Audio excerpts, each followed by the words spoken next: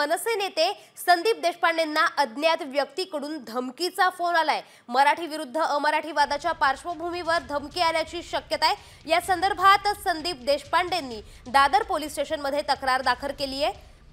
राज ठाकरे हिंदू विरोधी आहेत, त्यांनी माफी मागावी, मनसेची पक्ष म्हणून मान्यता रद्द व्हावी अशी मागणी उत्तर भारतीय विकास सेनेने केली आहे। तर भैया आमच्या पक्षांची मान्यता रद्द करा म्हणत असतील तर त्यांना मुंबईत राहू द्यायचं की नाही याचा विचार करू अशी भूमिका संदीप देशपांडेंनी जाहीर केली होती। त्यातूनच धमकी आल्याचा अंदाज व्यक्त करण्यात येतोय।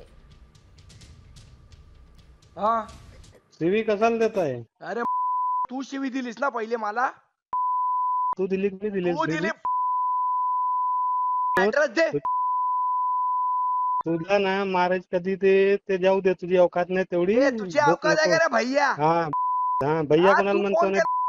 चल तुला पत्ता दे, उद्या येतो, तुझ्या हिम्मत असेल तर उभा राहा तिथे। हा तिकडेच येतो ना मी, कशाला तुला माझ्या घरी येतोस? चल बघू हिम्मत किती येते। हा ठीक आहे, येतो येतो। हा ये। हा बघ तू हिम्मत, बघ हिम्मत, येतो। कधी यायचं ते सांग।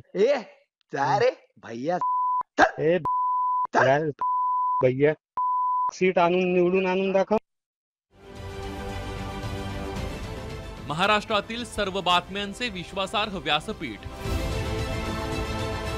सकाळच्या सर्व सोशल मीडिया प्लॅटफॉर्मला लाईक, फॉलो आणि सबस्क्राईब करा। तसंच सर्व नोटिफिकेशनसाठी बेल आयकॉन प्रेस करायला विसरू नका।